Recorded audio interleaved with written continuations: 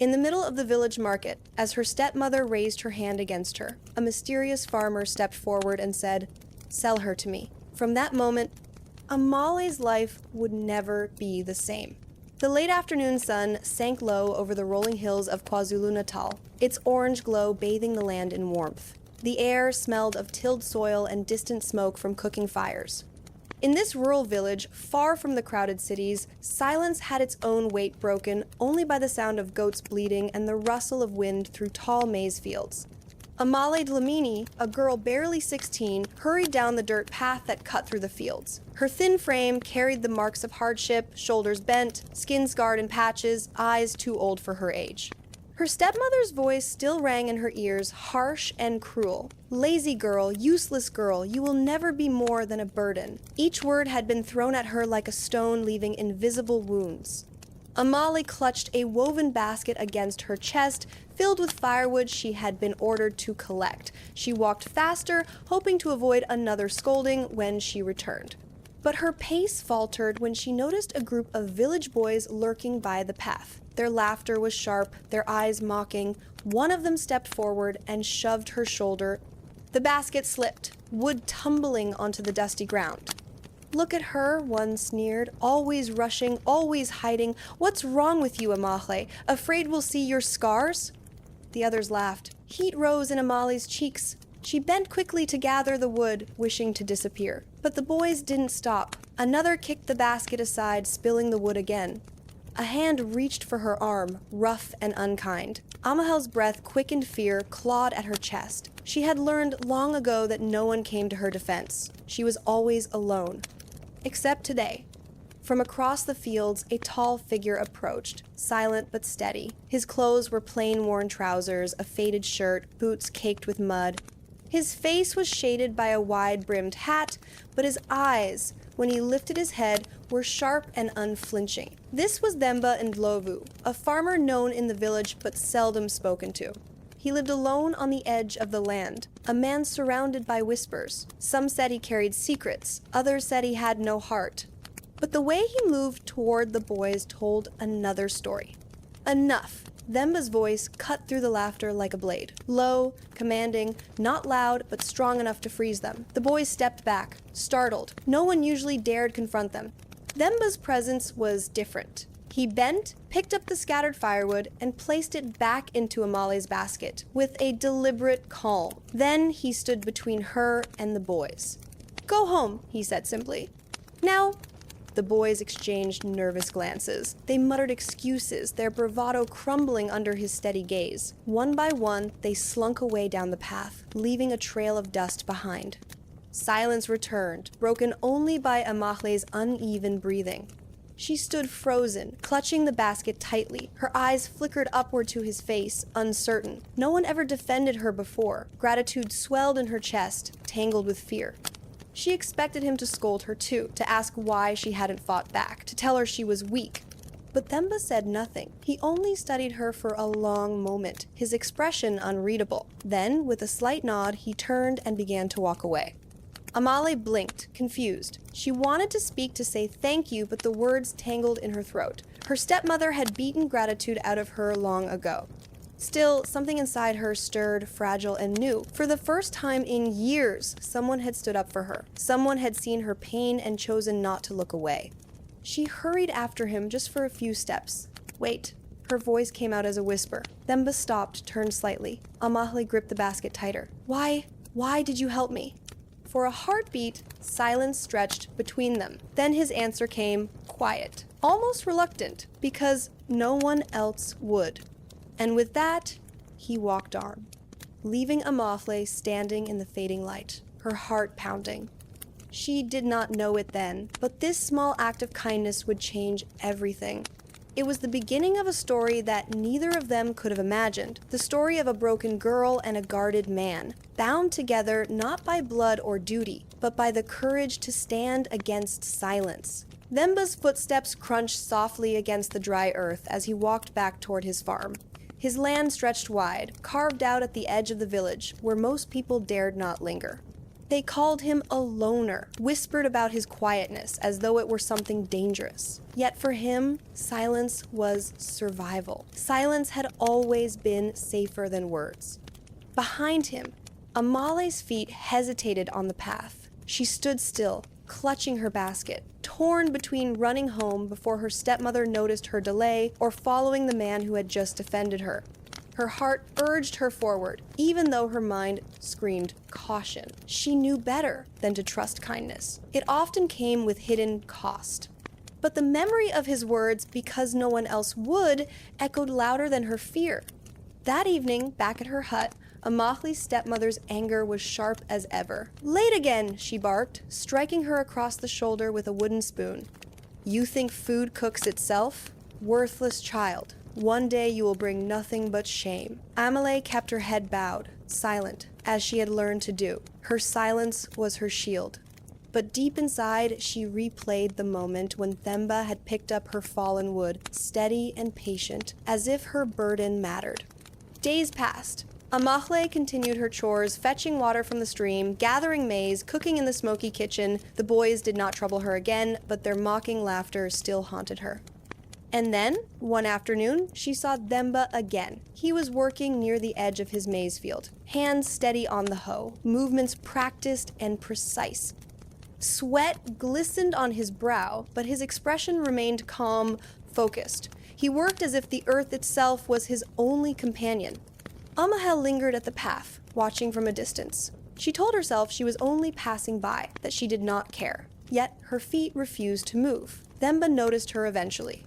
He paused, leaning on the handle of his hoe, his gaze unreadable beneath the brim of his hat. "You shouldn't stand there," he said, not unkindly. "The sun is too strong. You'll faint." Amahle blinked, startled that he had spoken at all. No one else ever worried about her fainting. She shifted the basket in her arms, unsure of how to reply. I was just walking home," she murmured. Though the truth clung heavy on her tongue, she had been waiting, hoping, without realizing it. Themba studied her for a moment longer. Then he reached into the pocket of his shirt and pulled out a small clay cup, filled from a gourd by his side. He set it on the fence post that bordered his field. "Water," he said simply, and returned to his work. Amahle stared at the cup as though it were something precious. No one had offered her water in years. Her stepmother never spared her such kindness. Slowly, she stepped forward, lifted the cup, and drank. The water was cool, sweeter than she expected. Her throat burned with sudden tears she forced back. She replaced the cup carefully, afraid to break it, then whispered, "Thank you." Themba gave a short nod but said nothing more. He did not ask her questions or pry into her silence. He simply worked. Somehow, that was enough. Word of their small encounters began to spread. The village was a place where nothing remained hidden for long. Women at the well whispered that Amahle was seen near Themba's land. Children pointed and giggled. Men exchanged knowing looks. "That strange farmer has found himself a shadow," one said. "Perhaps he will finally take a wife," another chuckled. Gossip clung to them like dust, unavoidable, relentless. Amahle felt the weight of those whispers, sharp and mocking like the boy's laughter had been. Fear twisted in her chest, fear of her stepmother's wrath, fear of being cast out.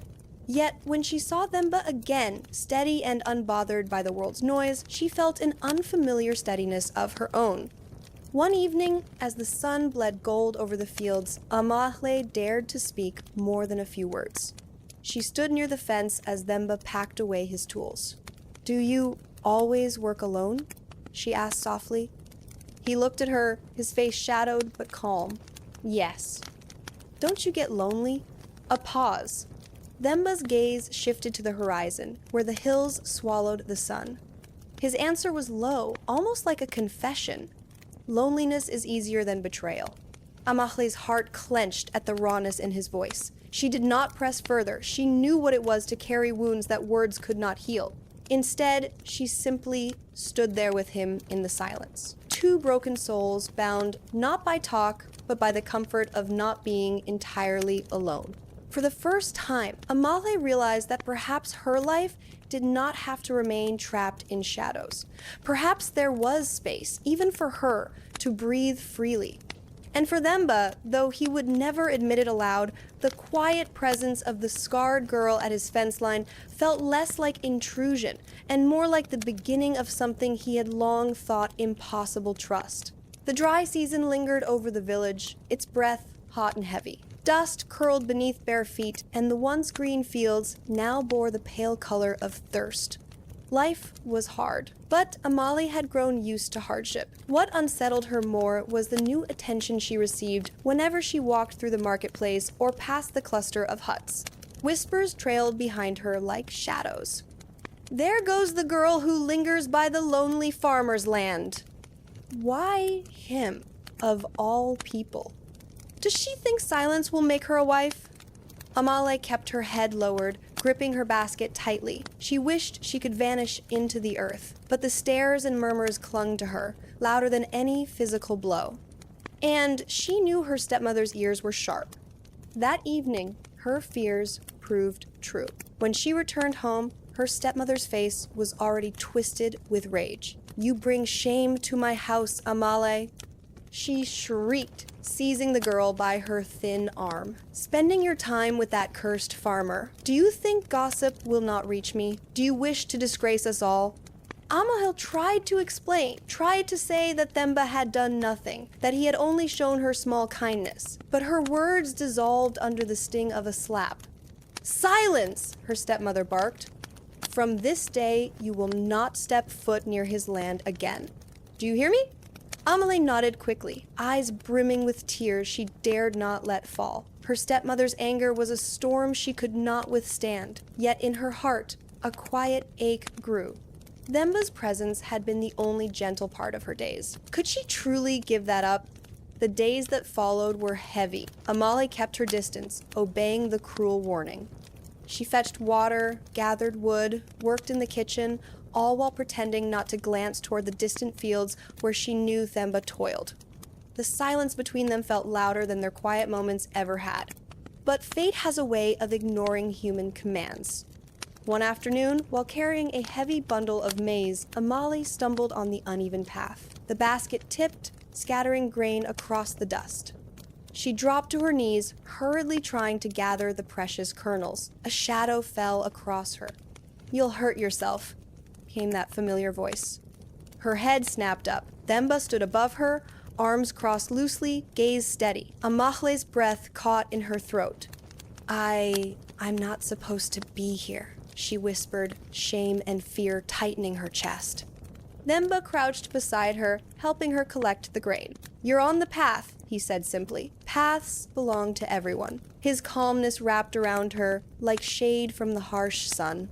He handed her the last handful of maize and added, almost gently, "You shouldn't carry so much alone." Amahle's throat ached. "If my stepmother sees me with you again," she broke off, unable to finish. He looked at her for a long moment, then said quietly, "Fear is her chain, not yours." Those words burned into her heart. For the first time, someone had dared to name her suffering aloud. Amahle felt tears prick her eyes, but she blinked them back fiercely. She was tired of crying. As the weeks passed, their stolen moments became a quiet rebellion. Amahle would linger by the stream longer than necessary, knowing Themba often passed by with his oxen. Sometimes he offered her fruit from his land, sometimes they exchanged only a nod. Yet each small encounter was enough to keep her spirit alive. The villagers, however, noticed. Their whispers sharpened. Some pitied her, others mocked her, and still others looked at Themba with suspicion. "He hides something," they said. Why else would he live alone?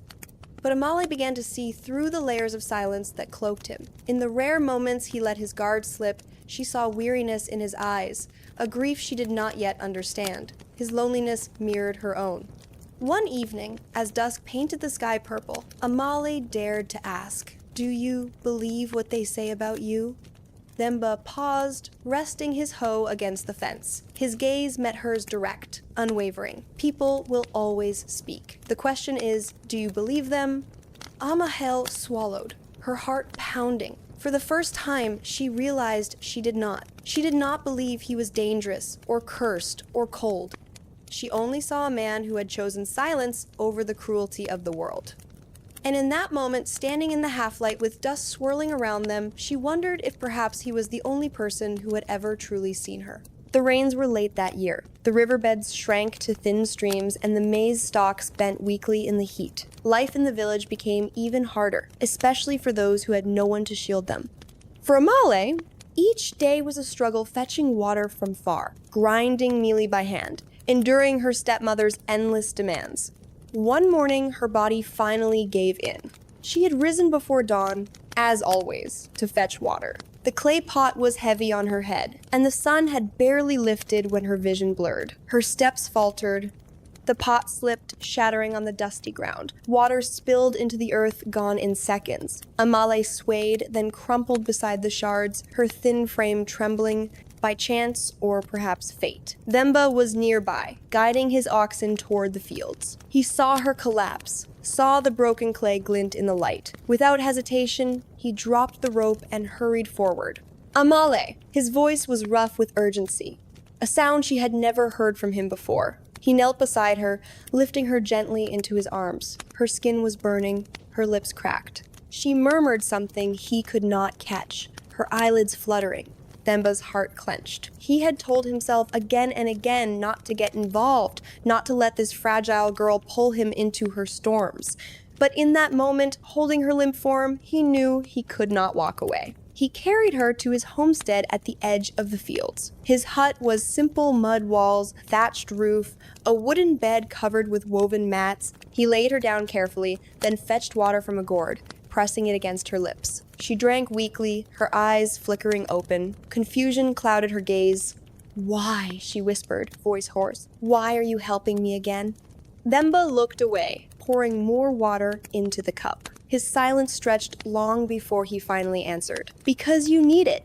Amahle closed her eyes, tears slipping down her temples. No one had ever said those words to her. Not her stepmother, not her late father. To be seen as someone who deserved care. It was a gift she did not know how to accept. For 2 days, Amahle remained at Themba's hut, too weak to return home. Themba tended to her quietly. He cooked thin porridge, crushed herbs for her fever, and kept the fire burning through the night. He never asked questions, never demanded explanations. His presence was steady, like the earth itself, unmoving, dependable. Amahle, drifting in and out of sleep, would sometimes wake to find him sitting by the doorway, sharpening tools or weaving a basket. He did not hover, yet she never felt alone. His silence, once intimidating, now felt like a shield. On the third morning, she found the strength to sit up. The room was filled with the scent of maize, porridge, and wild herbs. Themba placed a bowl in her hands without a word. She hesitated, then ate slowly, the warmth filling her empty stomach. For the first time in years, food tasted like kindness. "You should rest another day," Themba said at last, his voice low. Amahle looked at him, studying the lines of his face. "If my stepmother finds out I was here, she will be angry," he finished for her. His gaze was steady, but anger fades. Life does not if you lose it. Her breath caught. His bluntness startled her, but she saw no judgment in his eyes, only concern, quiet and unspoken. By evening, Amahle insisted on leaving. "If I stay longer, the village will talk," she said softly. "They already talk too much."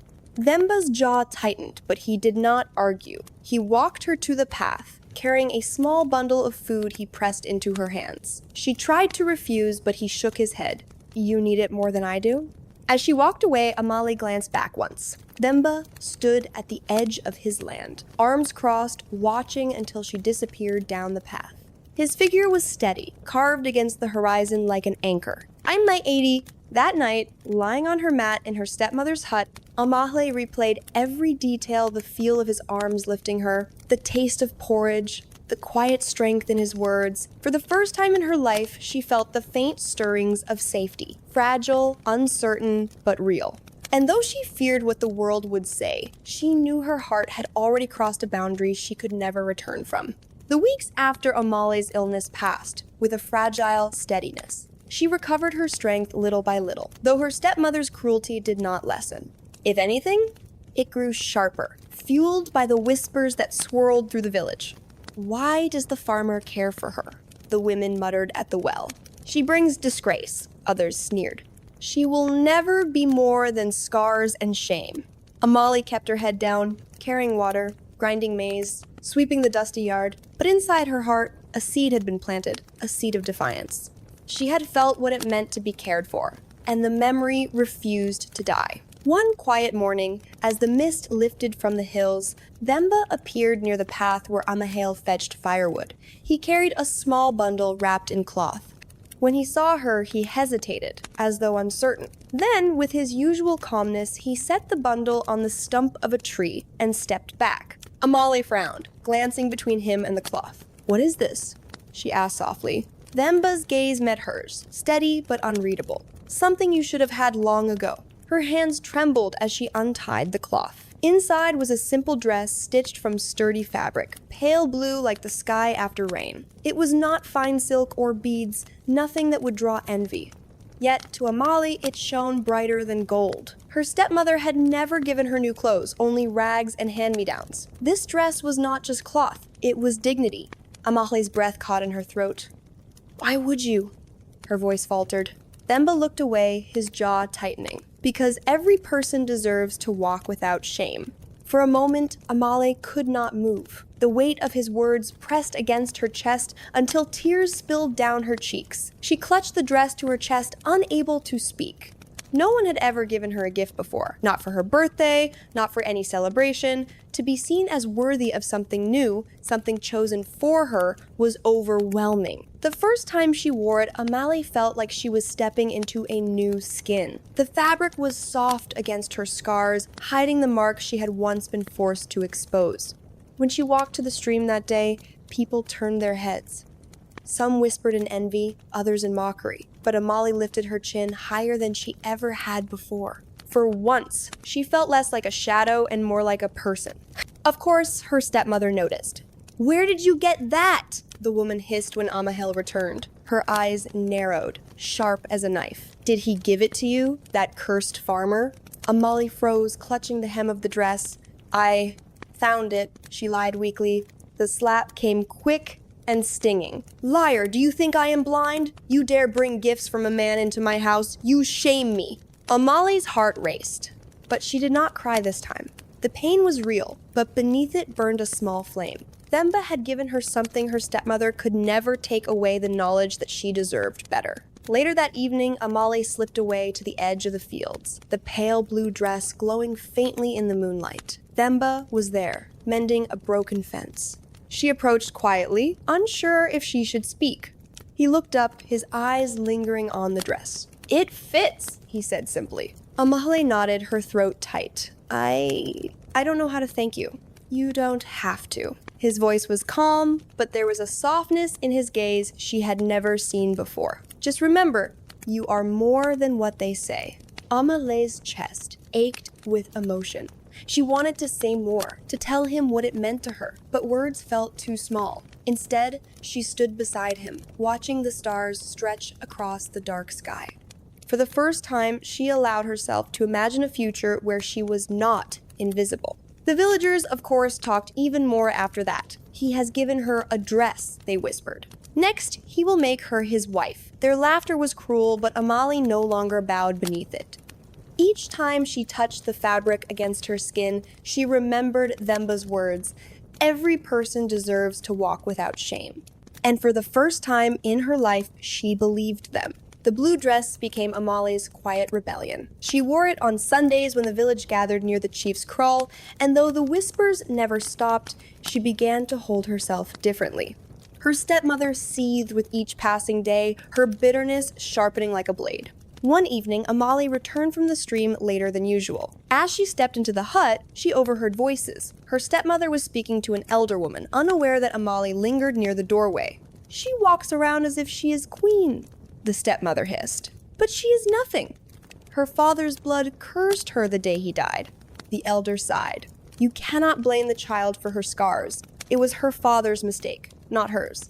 Amahle's breath caught. Her scars, always a source of shame, suddenly hung heavy with meaning. She pressed herself against the wall, straining to hear. The stepmother's voice was harsh. He chose her over me. He left his land and wealth in her name. Do you know what that means? Everything should have been mine. Instead, I was left with scraps. That dress she wears, that farmer's protection, she thinks it makes her strong. But I will break her before I watch her take what should belong to me. Is the great down of the Dade. Amahle's heart pounded. For years, she had believed she was worthless, a burden, a mistake. But now, in the venom of her stepmother's words, the truth flickered. She had not been discarded. She had been resented because she mattered. Her father had loved her enough to leave her something, even if she had been too young to understand it. That night, Amahle could not sleep. She lay awake on the thin mat, her thoughts tangled. The scars on her body no longer felt like random misfortune. They were tied to a past stolen from her, to choices made before she could defend herself. When dawn came, she sought Themba. She found him tending his cattle, the golden light spilling over the fields. "Themba," she whispered, her voice trembling. He turned, immediately noticing the storm in her eyes. "What happened?" Amal's words tumbled out her stepmother's confession, the inheritance she had never known about, the hatred that had poisoned her life. When she finished, her hands were shaking. For a long time, Themba said nothing. He stood still, the wind tugging at his shirt, his gaze fixed on her face. Finally, he spoke. "Then you've always been more than they said. The scars they used to shame you are proof of what they tried to steal. You carry your father's legacy." Amahle's throat tightened. "But what can I do? She controls everything. Even if the land was meant for me, she will never let me claim it." Themba stepped closer, his voice low but firm. "Land is only earth. What matters is that you know the truth. No one can erase that now. And one day, when the time is right, you will take back what was meant for you." And Amahle's eyes filled with tears, not of sorrow, but of a fierce, unfamiliar hope. For the first time, she allowed herself to believe she was not powerless. Word spread quickly through the village. Some said Amahle was cursed, others whispered she was rightful heir to her father's land. The gossip grew like wildfire, dividing neighbors, stirring envy and resentment. Her stepmother, furious at losing control of the story, tightened her grip on Amahle, assigning her harsher chores, keeping her under watch.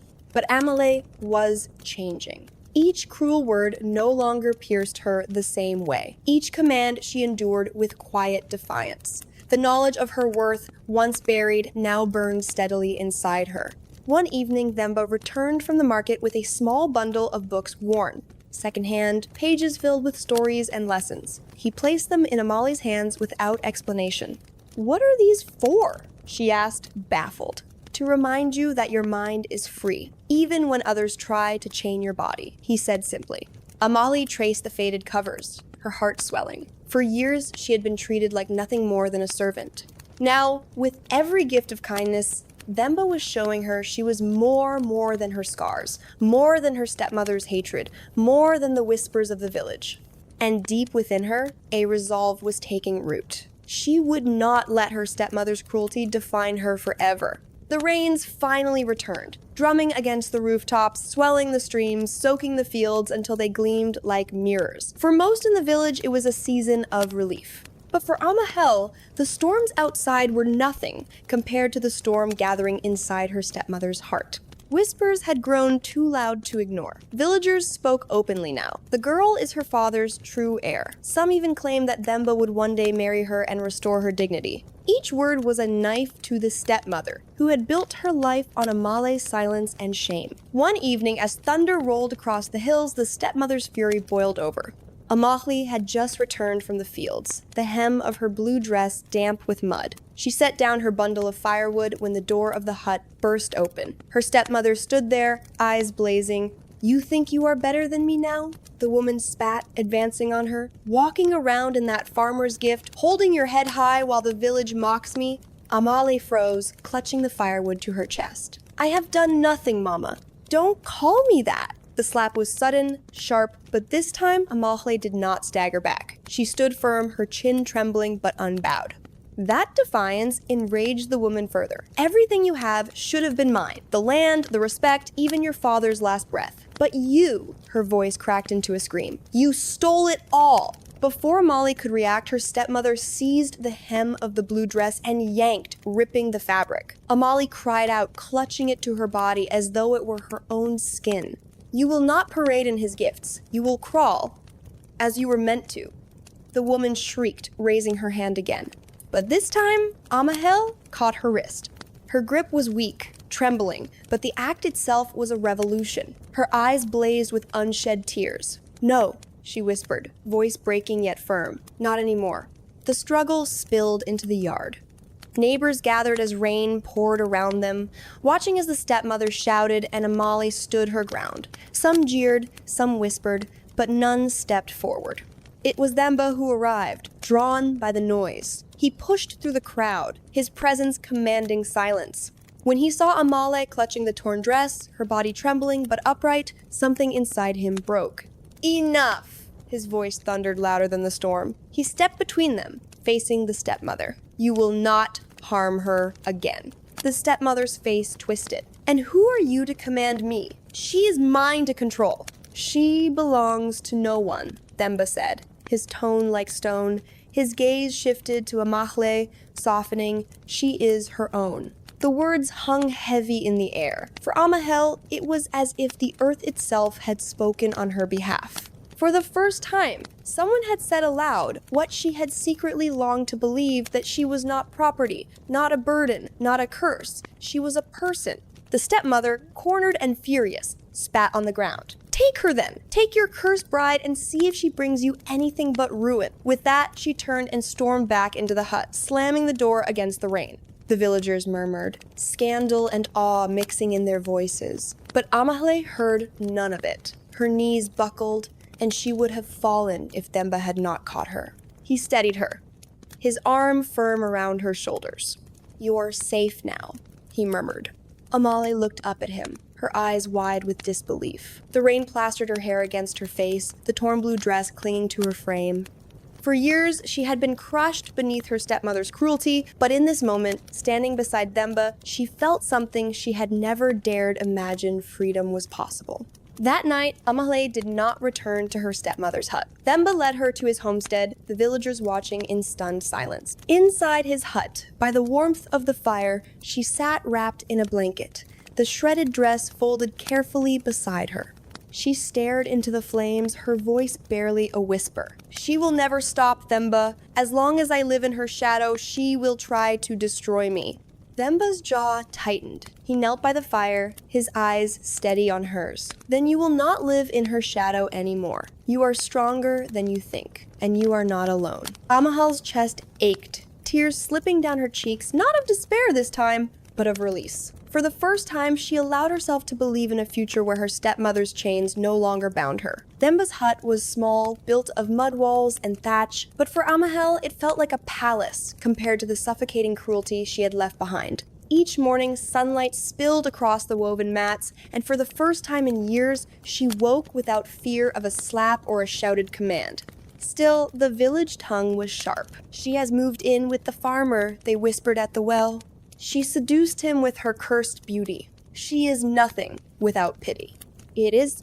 Amahle heard it all. Sometimes the words stung, but more often now she lifted her head higher, remembering Themba's voice. "You belong to no one, you are your own." Life with Themba was quiet but full of unexpected kindness. He taught her how to tend his cattle, how to plant beans in neat rows, how to mend a fence. Her hands, once blistered from endless chores done in bitterness, now learned tasks done with dignity.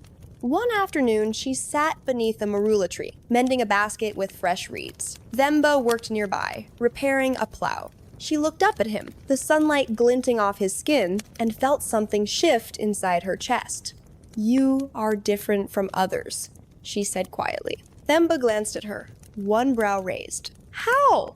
"You do not treat me as broken." His hands stilled. For a moment, silence stretched between them, heavy but not uncomfortable. Then he said, "Because you are not. You have scars, yes, but scars are proof of survival, not shame." Amahle's eyes burned. She lowered her gaze to the basket, but a small, trembling smile curved her lips. No one had ever spoken of her scars that way.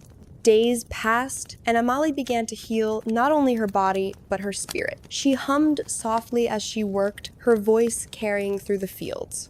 She laughed once, startling herself, and Themba looked up in quiet wonder.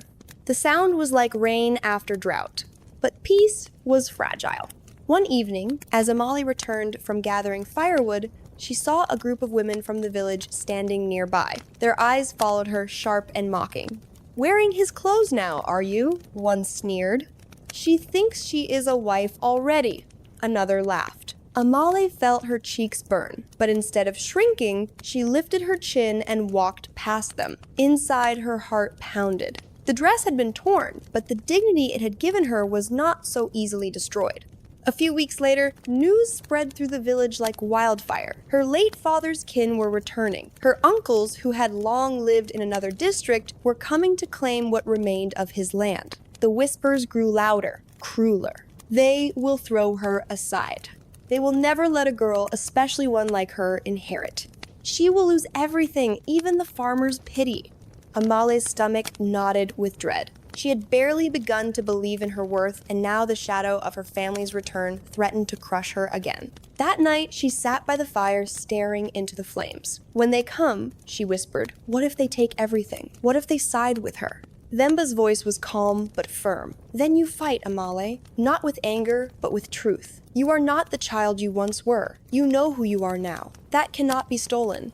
She looked at him, her heart heavy yet steady. In his eyes, she saw not just a farmer, but a man who believed in her when she could not believe in herself. As the days ticked closer to her family's return, Amahle worked harder, as though building strength for the battles ahead. She read the books Themba had given her, tracing the words with her finger. She wore her torn blue dress still, stitched carefully at the seams as a symbol of defiance. The villagers watched, waiting for the storm that would soon break. And Amahle, though fear still lurked in her heart, stood taller than she ever had before.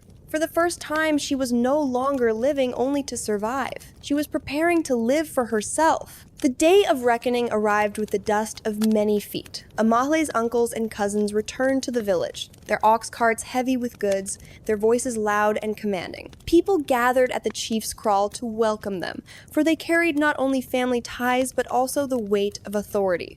Amahle stood at the edge of the crowd, her blue dress patched but clean, her hands clenched at her sides. Themba remained near, his presence steady, though he said little. Her stepmother wasted no time. She rushed forward to greet the men, her voice dripping with false sweetness. "My brothers," she cried, bowing low, "at last you have come. This girl has been a thorn in my side. She dares to claim what does not belong to her." The eldest uncle, a tall man with graying hair, frowned. His gaze swept over Amahle like a shadow. "We have heard troubling things," he said sternly. "They say you live with a farmer without honor. Is it true?" Gasps rippled through the crowd. Amahle's heart hammered in her chest, but she lifted her chin. "I live where I am safe," she answered, her voice trembling but clear. "And I live as my father wished me to, on the land he left for me." Her stepmother let out a harsh laugh. "Lies!" She twists his memory to suit her shame. "You know, brother, he promised me this land. She is nothing but a cursed child with scars to prove it." Whispers broke out among the villagers. Some nodded, siding with the stepmother. Others glanced uneasily at Amahle, remembering the strength she had shown. Themba stepped forward then, his tall frame cutting through the tension. "Her father's will is known," he said firmly. "The land was left in her name. I have seen the papers myself." The crowd stirred. The uncles looked at one another, suspicion flickering in their eyes. "And who are you to speak?" the eldest demanded. "I am the one who has protected her when none of you cared to," Themba replied, his voice low but steady. "I have no claim to her inheritance, no hunger for her wealth, but I will not stand by while you strip her of her birthright." For a moment, silence fell. Even the wind seemed to pause. Amahle's stepmother's face twisted with rage. "You fool! Do you not see? She has bewitched you, made you her servant. She is nothing without pity." Amahle's chest burned. She had heard those words all her life, but now something inside her snapped. She stepped forward, her voice ringing across the kraal. "I am not nothing." Every eye turned to her. Her hands shook. but her gaze was fierce. I am Amahle, daughter of Saipho. These scars you mock are proof that I survived what should have destroyed me. My father's blood runs in me, and his land was entrusted to me. You can try to silence me, but the truth will not change. The villagers murmured, the sound like a rising tide. Some nodded, emboldened by her courage. Others shifted uneasily, unsure. The eldest uncle studied her long and hard. For the first time, doubt flickered in his stern face. She speaks with her father's fire, he muttered. But the stepmother was not ready to yield. Fire or not, she will burn you all, she shrieked. If you side with her, you bring ruin on this family. Amahle lifted her chin. The only ruin is the hatred you carry. It has poisoned this house for too long. Her words struck like thunder. The villagers' murmurs grew into open debate. Voices clashing, sides forming. For the first time, the stepmother's control wavered. That evening, Amahle sat by the fire in Themba's hut, exhaustion weighing on her. She had spoken the truth aloud before all, and though the fight was not over, something had shifted. They heard you, Themba said quietly, his eyes steady on her. Amahle wrapped the patched blue dress tighter around her shoulders. Do you think they will believe me? Themba's expression softened. They may doubt today, but truth is like the rain, it always returns, no matter how long the drought. Amahle's lips trembled into the smallest of smiles. For the first time, she felt the ground beneath her feet was her own. The sun rose red over the hills the next morning, casting a fiery glow across the kraal. The villagers gathered again, called by the chief to settle the matter once and for all. Amahle stood tall despite the weight of every eye upon her, the patched blue dress clinging to her like armor. Themba remained at her side, silent but unshakable. Her uncles took their places near the chief. The stepmother hovered close to them, her face twisted with triumph, as though she already knew the outcome. The chief, a stern man with years of wisdom etched into his face, raised his hand. We are here to decide who holds rightful claim to Saipho's land. Speak your truth and let the ancestors guide us. Amahle's stepmother stepped forward first, her voice dripping with venom. I cared for him in his last days, she cried. He promised me this land, for I was the one who stood by him. This girl was nothing but a burden, scarred, cursed, unwanted. She cannot lead. She cannot provide. She has bewitched the farmer to speak for her, but she has no place here. The crowd buzzed with murmurs, some nodding, some frowning. Then Amahle stepped forward. Her hands trembled, but her voice carried across the air. I was my father's child. He loved me despite my scars, despite the cruelty I endured. He left his land to me because he believed I would honor it. I have no wealth, no power, only truth. But truth is enough. She paused, her eyes sweeping across the villagers. If you think my scars make me weak, look again. They are proof I survived, and I will not bow to hatred any longer. At that moment, Themba stepped forward. In his hands, he carried a worn leather satchel. He opened it, pulling out folded papers Sipho's will, preserved and signed. Gasps rippled through the crowd. Here is his word, Themba said firmly. He named Amahle his heir. No amount of venom can erase what is written. The chief examined the papers carefully, then looked up. His voice was steady, carrying finality. It is decided. The land belongs to Amahle. This is her inheritance, by her father's will and by her own strength. The villagers erupted into noise, some cheering, some muttering in discontent. The stepmother's face blanched, her triumph crumbling to dust. No, she screamed, lunging toward the papers. This cannot be. She will ruin us all. Two elders stepped forward, restraining her. The chief's gaze was stern. Your bitterness has poisoned this family long enough. You will not strip her of what is hers. Amahle's stepmother thrashed, her curses echoing, but the crowd no longer listened. The power she had wielded through fear was gone. Amahle stood frozen, the weight of the moment pressing down on her. The land, her father's land, was hers. But more than that, she felt the chains of years of cruelty breaking, one by one. Tears blurred her vision as she whispered, I am free. Themba's hand rested gently on her shoulder. You were always free, Amahle. Today only proved it. That evening, when the village had quieted, Amahle and Themba stood together on the ridge overlooking the fields. The sun dipped low, painting the earth gold. For the first time, Amahle saw the land not as a burden, but as a promise. It is beautiful, she said softly. It always was, Themba replied. Now it is yours to shape. Amahle turned to him, her heart swelling with gratitude, with something deeper she could not yet name. You have given me more than land, Themba. You gave me back myself. He met her gaze, his eyes warm with quiet strength. And you showed me that even in brokenness, there can be light. Amahle smiled, tears glistening on her cheeks. The night air was cool, the future uncertain, but for the first time she felt no fear. The past had scarred her, but it had not destroyed her. The land was hers, her dignity restored, her spirit unbroken. As the stars began to shine above them, Amahle took a deep breath and whispered to the wind, "This is only the beginning."